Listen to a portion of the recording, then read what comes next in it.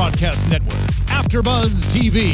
Over 20 million weekly downloads in over 150 countries, and your number one source for after-show entertainment.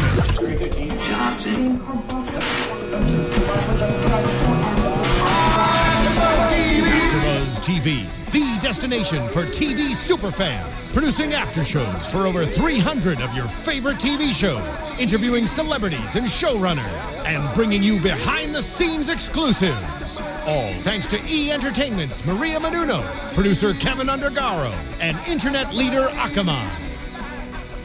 Now, let the buzz begin! What's up, everybody? Getting down, Gin and Juice. Snoop Dogg. Oh, yeah. I'm a fan. Love Snoop Dogg. He's a good one. Gin and Juice, because the juice is loose, if you guys didn't draw the connection there. No. Yeah, okay. Good.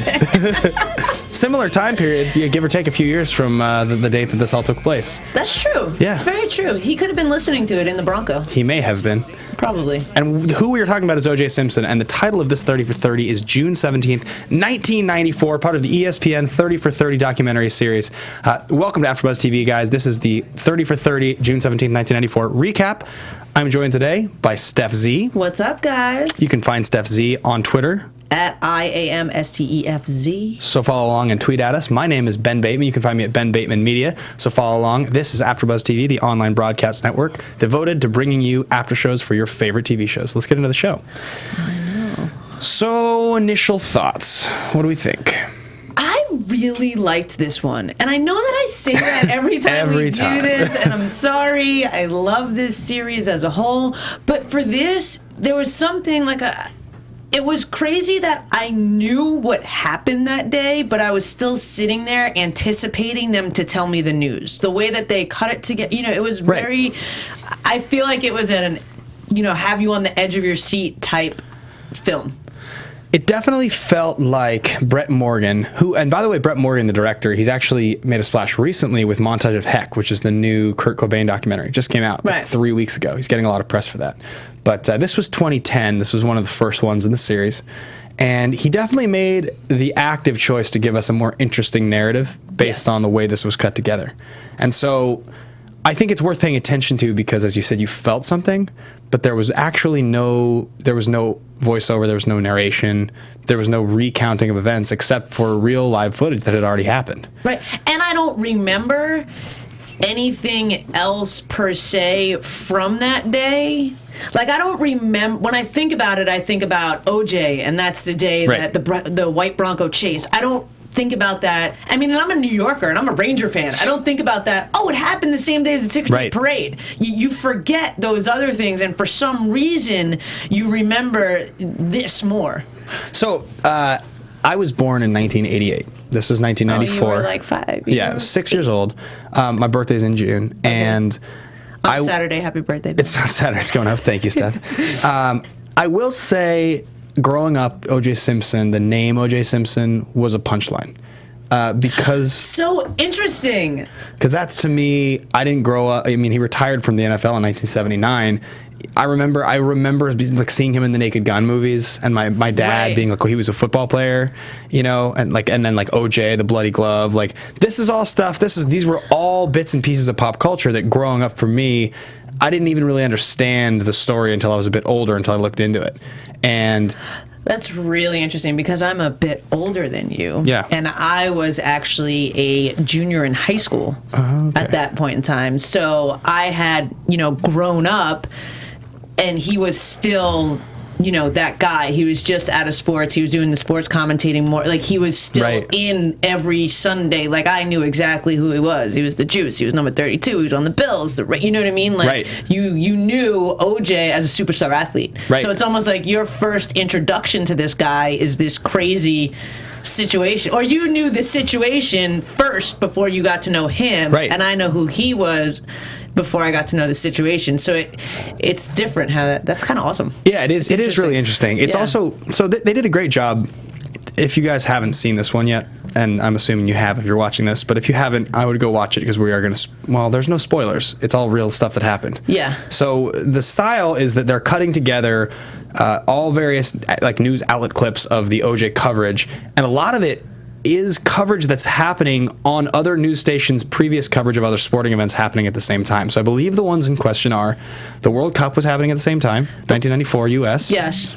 Game 5 of the 1994 NBA Finals between the Rockets and the Knicks. Knicks, yeah. The day of was the New York Rangers parade for winning the Stanley Cup in the streets of New York. Right. And they even cut to... and the other thing, go ahead with the... and Arnold Palmer. Arnold Palmer, basically in his last professional PGA appearance as a golfer, as well as I think the Kentucky Derby going on the same day. Yeah. Which for me, it was very interesting how they were cutting these together, but watching the behind the scenes footage, it was more interesting to me how we can't leave what these people have tuned in to watch, but there's this other thing going on in the sports world. It was almost like they didn't know which one to cover because his name at that point in time was just as big as maybe something that was happening, and they didn't want to make the fans upset, but they didn't know what to bring them. Yeah, so really quick, I think I said the Kentucky Derby. I'm not going to verify that's what was going on. They show a quick clip of it later on in the special. I know the Kentucky Derby just happened like earlier this month, last month, the same day as the Mayweather fight. Right. So unless it moves year to year, and I'm not a big horse racing guy, I don't know that. It may have been the Kentucky Derby. There's a relevant sporting event with horse racing that day. That was happening, yeah. So it is really interesting. Who can we think of today? Well, let's start with this. This event in 1994 and his level of celebrity at the time and its effect on the culture. Ray Rice was not anywhere near the same level of celebrity, but the kind of cultural backlash that happened in light of the Ray Rice elevator video is probably on par for that moment. Just the sheer amount of times it was shown, the way that everybody talked about it. Well, but also you got to take into consideration that back in 1994.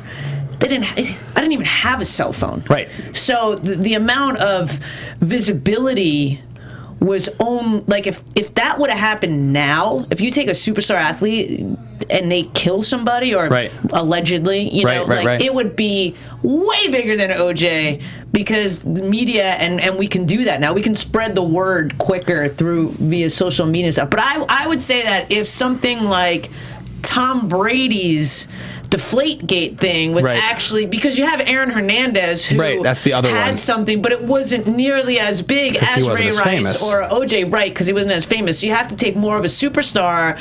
Like the only thing in the news is the Tom Brady Deflategate, and I get that has not even relevant towards what OJ or Hernandez or anybody did, but he gets so much press, and his criminal act or whatever you want to call it was so minute. So it would be crazy if it was one of these big guys. Would Michael Vick be the best comp? Michael Vick was a pretty good thing, but again, it wasn't, and as much as I love dogs and whatever, it wasn't as much because what he was, like if he would have killed a person. But yeah, Michael Vick got a lot of... That might have been the closest. That might have been the closest, and because proportionately when that happened, I forget what year that happened in. 06, I think. Was it? Yeah, okay. I was going to say 7. I love that you knew. But again, with the, how the metric is of social media versus how much the message is out there, that's kind of like the midpoint almost between this and today. Yeah, I think it's probably the close. I mean, quite honestly, there's probably never been anything quite on the level of what happened with OJ, which is why it is. No. And it's also interesting. So in 07, he was arrested again for the whole Vegas robbery with sports memorabilia. Do you remember this? Yeah. That was like the nail in the coffin, and he was arrested for like an armed robbery, and he's in jail now, actually. Yeah, which is so funny because normally there's a lot of cases where people commit these huge crimes and they get off and then they get caught doing some real stupid thing. Exactly. Yeah. So that was 07. This came out in 2010. Chances are production on this started in 09. Right.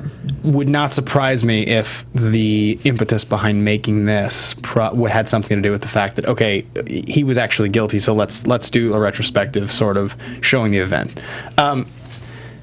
You mentioned that it made you feel. Yeah. And I think it's really interesting. It was the use of music and some of the more emotional moments in the interviews. The Palmer stuff especially. It was music, the emotional stuff, and it was the pace. Yeah. I feel like as soon as you started to feel something, it changed direction, but yet you were feeling something else. So you're feeling it built up, and then it like went down a little bit, then built up and went down. Like it was a constant. It wasn't like you felt something and you were sad, and then there was comic relief, and then it was over. It was a constant, roller coaster, so to speak. For me, it was like, what's happening here? What's happening here? Are they going to cut back to this? And you would see the car chase happening, and then we'd go back to the basketball game, and I'd be like, but put the chase back on. Yeah. The artistry behind it was really special. Yeah. So you talk about a comp event would be maybe Michael Vick. Now let's talk about where, we're in a different NFL now. Yes. The role of a running back as a superstar in the NFL, even the biggest running back, doesn't even have a hair of the same level of fame that OJ had, because not only was he a premier athlete in college, he was the number 1 overall pick. He was a star in the NFL. He was a record-setting running back in the NFL. And then after the NFL, he was this beloved spokesperson that was on television and just all over the media for the next 15 years until this happened. Yeah, I mean, he was a Hall of Famer by 85. Think about the biggest running backs in the last 10 years. Adrian Peterson. Yes. Very famous, not even in the same conversation. Right. LaDainian Tomlinson. Extremely famous, not even the same conversation. He is the equivalent in his fame as a star quarterback is today. He's like on the same level as like Peyton Manning essentially is now. He's was one of the most popular players, extremely bankable, tons of commercials, can sell products. But I think too, some of that has to do with it's a younger NFL right now. And what I mean by that is you think about the veteran quarterbacks. It's the names of Brady, Manning, Drew Brees. Those guys all have a certain statue or a certain level that these other quarterbacks like Russell Wilson or Kaepernick that are kind of good. And let's not put the two of them in the same statement. Oh yeah, that's right. Sorry. Russell Wilson or Mariota, who are from the beginning maybe at a better start in certain ways than these other guys are, but they've just been playing the game for 10, 15, 20 years, so their name, that's why OJ's name was OJ's name. He was in the NFL for so many years, whether it be playing or talking about it. That's why I think it's hard to say one of these other guys that's maybe only been playing for 6 or 8 years. They haven't had the longevity yet to be that household name. I'm just trying to think of a comp of these running backs, the guys that retired, the absolute greats at their position that came after him, Emmitt Smith, Barry Sanders. These guys don't even. I mean, Tomlinson's on NFL Network. That's about his claim to fame. Right. It's really incomparable. Right, but without this situation happening, would OJ's name still be that? Probably. I don't know about that. Probably. I mean, granted, as you said, when this happened, I was 6 years old, so I remember. I do remember O.J. Simpson. I vaguely remember this happening, I do vaguely remember it happening, but I didn't understand the weight of what it was. And certainly, like I said, I was trying to really gather what would be the event in my lifetime that had the same weight, and all I could come up with was just a couple loose comparisons. I mean, murder, rarely happens in the media amongst famous people. It's not very often. And this was so dramatic. Super dramatic. So dramatic. And not even that, the murder, but the suicide note and the, thinking. And it's crazy, too. You got to think about it today. Celebrity or not, the way that when, after the car chase, which is, it's iconic. You know what I mean? You could show a white Bronco on a freeway and everyone will be like, OJ. It's just universally that is what that means now. Super, super iconic, yeah. Yeah, and it's I don't think, when I was watching this, again, yesterday or the day before, I was, when they pull into his home and the cops are sitting right behind him on the phone knowing he has a gun in the car, you watch other car chases play out, and the way that things are now with the guns and the fear in police and, all that stuff, I don't think this would play out the same way. Unfortunately, I think someone might have gotten hurt. It's fascinating, too, when you think about the fact that everything you saw in this documentary is just real footage. And it was that compelling. Right. As they say in the end of the documentary, the ratings that a lot of the news stations received during the trial are some of the highest in history. I mean, this was so compelling on every level. It was like, I believe it's Brokaw, and one of the pieces says that there is a Shakespearean or an act playing out of Shakespearean proportions, and it does feel that way. It does. It was the pacing of it, and the suicide note, and he won't turn himself in, and then he's in the car and the conversation, and you know what comes up for me, and this might be crazy to compare these two, but Michael Jackson comes up for me, and this is why. Because when I heard that news, right away, it wasn't a solid Michael Jackson has passed away because he had heart failure or this or that. Right away, there was there tampering? Was there doctor? So right away, you hear this news of this superstar and something that's happened. There's a death involved, but there's still so much fogginess. Like, there's lack of clarity of what's happening, and you're invested, but you don't really know why. Like, all these people are so invested in OJ, not knowing that they're supporting. Maybe this guy really did just kill. I mean, I don't know. I tend to think that he probably killed them. So I sort of assume at this point. So, but some people sort of assumed that he was guilty just because he ended up in jail again later for something else stupid and criminal. But so in reality, all these people are excusing this fact that he maybe at that point in time killed somebody because they were a fan. It was bizarre, kind of the same way as hearing the Michael Jackson, bizarreness. And again, Michael Jackson's king of pop, completely different, way more of a celebrity. But as far as hearing shocking news about a celebrity, because I don't think there is another athlete that resonates to be on that level. I mean, there are athletes at their level of fame, but not one that at this point has had any scandal. Been in the media, like to that scandal, degree. Whether it be a death from that, or what was the McNabb? Donald McNabb? No, the one that's wife killed him. McNair you're talking about? Steve McNair? That was, but again, it's not as big, but that was a scandalous thing with an athlete. But kind of, that's what we're talking about. Is really when you think about what is the comp, there's no comp. Like there's other situations that are like very relevant. Ray Lewis being on trial for murder. I mean, there's other ones that matter, but not in the same way. Or matter is the wrong word. Other ones that resonate in the same way. One thing I noticed that I thought was really interesting is his personal friend, Robert Kardashian, comes up. So it's funny because I remember actually watching this the first time a few years back, and I think at the time I seem to remember looking up Robert Kardashian and being like, I wonder if it would be too coincidental. And it is. It's the Kardashians' father. Of course it is.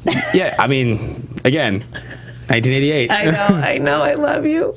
You're like my little kid. Well, Kris Jenner, right? That's what we all, which is this whole other thing's going on right now, but or with Bruce Jenner. But I mean, it's just another piece of like history and another piece of trivia that a young person watching this documentary is going to be like, oh, Robert Kardashian? Oh, interesting. He was related to OJ in the OJ trial somehow? Right. Oh, interesting. And he has 4 daughters. Crazy. Right? Or 3 daughters? Well, it was funny because, and I don't know why I know this, but at some point, and I'm going to admit it on air on a sports show, I was watching Dancing with the Stars. Okay. When Rob Kardashian was on. Not the same, his son, but someone had brought that up. Okay. And it kind of made him uncomfortable. There was some interview. Right. I don't know if they said it before he was on air, but they said, so they had a picture of him and the dad and OJ or something like that. And it just took me back. I was like, whoa. But I mean, like, again, me being a little bit older when that happened, I knew the whole thing. Yeah. But he was like the first Kardashian in the limelight. Really? Yeah. He rose to prominence, right? Yeah. And it's crazy because I don't know if you saw, but there's a show coming out, American Crime Story. And it's about, they're like making a television show about the OJ, this whole scenario. And David Schwimmer is going to play Robert Kardashian. Really? Yeah. And I wrote his name down. Who's going to play OJ is Cuba Gooding Jr. to play OJ Simpson. Cuba? Cuba, not Cuba. Cuba, yeah. Really? Cool. Yeah. He's going to play OJ. So there's like a 10-episode That's a pretty big break for him, considering he was an Oscar winner. He had a long time off, we'll say, from the limelight. Yeah. Made Snow Dogs and all that. Yeah, I was looking up on IMDb today, and it says like 2015, so there's not an exact date yet. But that will be really... And again, what other football player are they doing a 30 for 30 on for this? Now a TV series on for this? Like, this story. It's a cultural event. Yeah, of course. Especially in Hollywood, right? Because it happened here too. Yeah. Yeah, definitely. I do think it's interesting. A couple questions are posed by this that I think, the point of all these is they want to make you think. And right. I started to think that we live in this sort of like bubble in the States where we assume sports culture is something that everybody pays attention to. We assume that not only in the U.S. sports culture, but then we just sort of assume that like everybody watches football. Everybody knows who O.J. Simpson is. There are people that don't care about sports whatsoever. So when this was happening, this resonated with them, and all the other things happening at the same time. Right. They show you that there's this like melting pot, this bubbling over of sporting events happening at the same moment. This crazy, crazy number of events. But if you think about a housewife that doesn't care, she doesn't care about Arnold Palmer. She doesn't care about the Rangers. She doesn't care about the NBA. She doesn't care about the NFL. She doesn't care about the Kentucky Derby. Right. The fact that there's a football player who she might recognize or know the name of, perhaps from one of her sons or husband who maybe likes sports, maybe, if that's a cultural norm, maybe. And she might know who OJ is, and maybe she's watching on television for that reason. But I mean, this steps beyond the social consciousness in the U.S., which is that everybody likes or knows about sports. This was the biggest event in the world, At that point in time, yeah. It really proves to you that sports, as big as we think they are in the U.S., are actually more esoteric than we realize. Yeah. I agree with that. Yeah. I just thought it was interesting watching how many other things were going on that most people probably had no idea. Yeah. Well, that was exactly what, kind of came up for me, like being a Rangers fan. Like, I remember the Rangers winning the Stanley Cup and being pumped about it and, like, celebrating and being like, am I going to take the train in to go to the ticker tape parade? Like, what's going to happen? Because I was still in New York at this time. Yeah. So you remember that, but you don't remember, 10 years later, 20 years later from this, you don't remember that they both happened on the same day. Right. But you remember that OJ happened on that day. Yeah. Which is crazy. The other thing that was super crazy to me was the amount of people on the freeway. Yeah, it was really crazy, right? It was surreal. And again, that would never happen now. I don't think that would ever happen. There would be police getting rid of those people. There would be... Maybe. It depends on the level of celebrity. We had a lot of conversations around the time of Ray Rice. What would have happened if that was Peyton Manning in the elevator or something like that? To what level would the sort of hysteria have been if it had been... I mean, he was a running back who most people didn't even know what his voice sounded like, who had lost a step anyway. Right. You know what I mean? People cared a lot. I had a lot of conversations about Ray Rice. What if that had been somebody who mattered socially, who was actually a face and a name, who we know his voice and what it sounds like? Right. Whole different story. And if he had done something like that and then gone on the run or something, who knows? I don't know. Maybe something similar would have happened. It's hard to predict. I mean, it's hard to, like you think about the guys that like Troy Aikman, like the guys that played and now commentate, if they were to go do something crazy like that. But again, I feel like they've been out of the game for a while. Yeah, Favre or something like that. I mean, Brett Favre, but still, I don't know why it doesn't resonate as much as OJ does. Yeah, well, I think that has a lot to do with the fact that it's been 20 years and he's, it's been 20 years. I mean, he's not only, like I said, he's punchline to legitimate piece of pop culture history. Huge, massive, like chunk of cement in the sidewalk piece of history. The other thing that I really thought about with this, and this is maybe a little more abstract, but you think a little bit about athletic ability, and there's a notion that some people have that athletic ability is just, men and women and background, it's all equal and you just work on it. It's not true. You're to some degree, you were born with athletic ability. Yeah, you got talent in the genes. Now, somebody like OJ, you're talking about a whole other level. The kind of player that could set records in college and be the number one overall pick and then set records in the pros. You're talking about an elite athlete, somebody who came out of the womb and was supposed to be one of the premier athletes in the world, Olympic level. You then think about the caste system that actually creates and our culture and the value we place on athletic ability. And you're born into success if you're born that way. You are given the tools. I've often talked about how... Well, I don't agree with that. You're born to have the opportunity, because there's many superstar athletes that probably never have the path that professional athletes do. But what I mean is it's the same concept as you think about a guy who's born and by 25 he's has male pattern baldness and he's 5'4", and even if he works out, he's just kind of a short, stocky guy. And no matter how confident that guy is, no matter how successful he is with money and his career, there will be a difference between that guy and the handsome 35-year-old guy who doesn't have male pattern baldness, who's 6'2" and makes less money. There's just going to be a difference in our culture and the value that is placed on them in first meeting them. It's the same thing as an athlete. When you're born with that kind of athletic ability, you are literally, it's like being born into royalty. You're born in, you have the ability to rise up. You're like Aragorn in Lord of the Rings. You're like, you're the hidden king who can just rise up if you take yourself seriously. I totally get what you're saying. I just feel like some of the ways that you're saying it, because it's like you're born into royalty means no matter what you do, you get something handed to you. That's okay. Yeah. He could fail. I mean, amazing athletes that have that kind of ability fail all the time. Totally. They're draft butts in professional leagues. I was just sort of thinking. I get what you're saying. I 100% get what you're saying. I'm just saying some of the terminology, I'm not sure that you're being clear with where you want to go. That's fair. Yeah. What I mean by it is when you think about the social reaction to what happened in 1984, crazy. And then you think about it is sort of like he is this level of royalty. You know what I mean? He is. Because you only get that kind of notoriety if it would be like if this is what it would be like. Again, sorry, like Michael Jackson, he still gets that even when people think he's molesting little kids. Yeah. I was going to say Schwarzenegger comes to mind for me as a guy that has the same sort of, you have to have this otherworldly level of success. Right. Where you've done something like been a champion bodybuilder and then been the highest paid movie star and then been the governor. Like, you have to be at this level where people, it's like Tom Cruise or something. You have to be. All goes back to Cruise. It always goes back to. But I mean, you have to be at that level of super celebrity where you are a one-word household name. Yes. Cruise, Arnold, OJ. Yeah. You know, I guess MJ they're both household names. Either one you refer to, it's give or take. But you know what I mean? That's the level we're talking about. Yeah. And that's kind of crazy to think that this would happen, and who can you really think of? I mean, there are people that are that level of famous now, you know? Oh, yeah. Tom Brady's that level of famous. You know, Peyton Manning's that level of famous, I guess. Probably there's no receiver or running back playing right now I can think of. It wasn't even just him in the NFL, though. That's what's crazy. No, he was a celebrity. Yeah, legitimately. He was a Magic Johnson's good. That'd be Shaq. Maybe he does stuff now too. Yeah, I think Magic's more. He's more beloved you're probably right. Magic's in that way. But yeah, he was a celebrity. He wasn't just a football player. Yeah. And not that he's gone. You know, I don't know that he's a celebrity anymore, but OJ's status was celebrity. That household name, everybody knew about him. Everybody was cheering for him.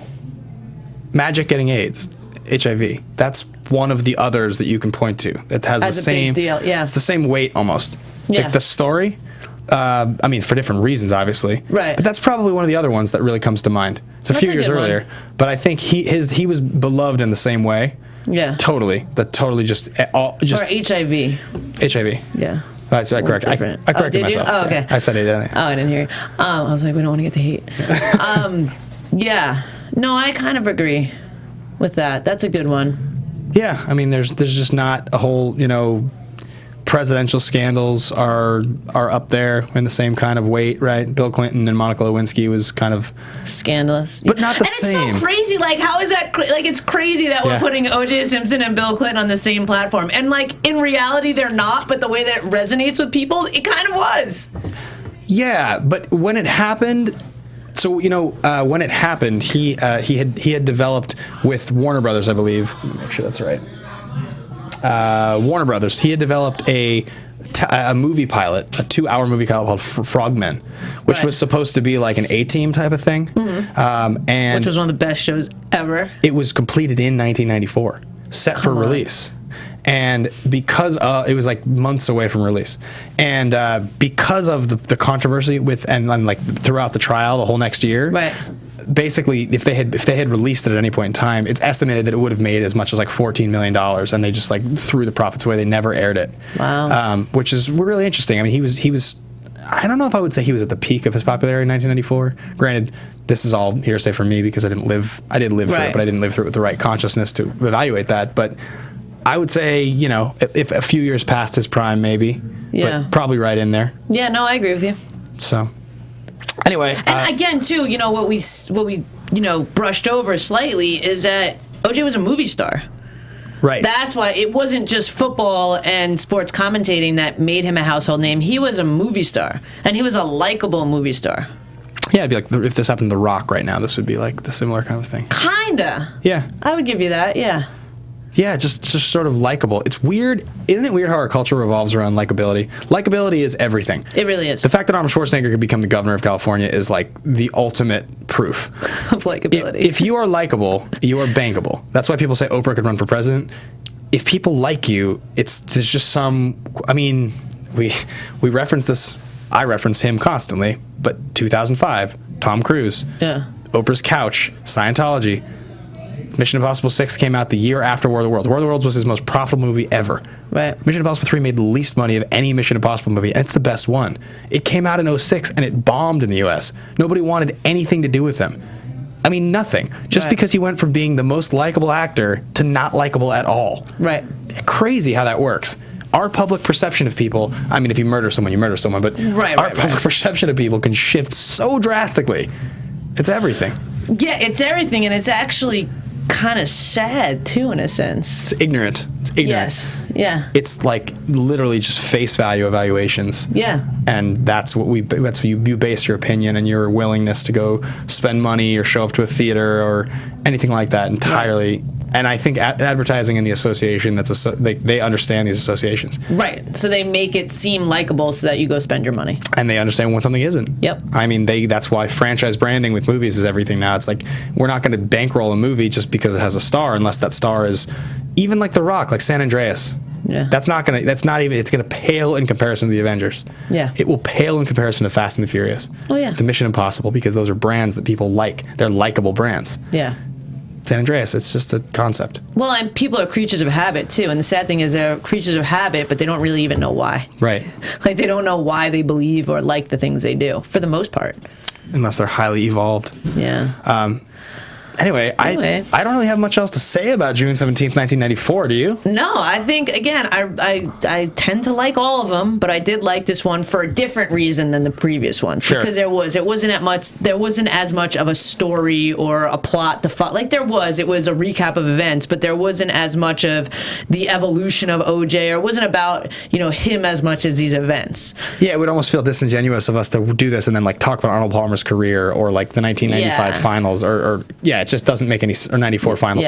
Yeah, it was a really excellently executed film. Right. I think that Brett Morgen did a great job. I definitely really enjoyed this one. I remember this was one of the first ones I watched. Yeah. I think most of these are really good. Yeah. We'll be back in 2 weeks. Yes, 2 weeks. We'll be doing the Gretzky one, the trade. The trade. What the hell is it called? The trade for Gretzky, which, while you looked that up, apparently we should have done that one this week and done the June 17th one on June 17th, but we didn't really think about that till right now. Yes. But we will be doing what? King's Ransom. King's Ransom. Which I believe is directed by Peter Berg, or if it's not directed by him, he's in a great deal of it. And Peter Berg, who is the creator of the Friday Night Lights TV show and franchise. Yeah. Great producer and director. I mean, the guy is like very good, and he loves sports. So this is one of the best ones I remember. I really enjoy it, and I'll be really looking forward to talking about that. So if you guys want to check back in a couple of weeks on June 17th, 2015, that's where we are, not 2005. 2015, we'll be doing King's Ransom, and Kevin John will be rejoining us. Thank you for watching. Steph Z, where can they find you? You guys can find me again on Instagram and Twitter at IAMSTEFZ. Give me a shout. You can find me at Ben Bateman Media on Twitter, Instagram, and very occasionally Periscope. Thank you guys for watching. We'll see you later. From executive producers Maria Menounos, Kevin Undergaro, Phil Svitek, and the entire AfterBuzz TV staff, we would like to thank you for listening to the AfterBuzz TV network. To watch or listen to other after shows and post comments or questions, be sure to visit AfterBuzzTV.com. I'm Sir Richard Wentworth, and this has been a presentation of AfterBuzz TV. Buzz you later. The views expressed herein are those of the host only and do not necessarily reflect the views of AfterBuzz TV or its owners or principals.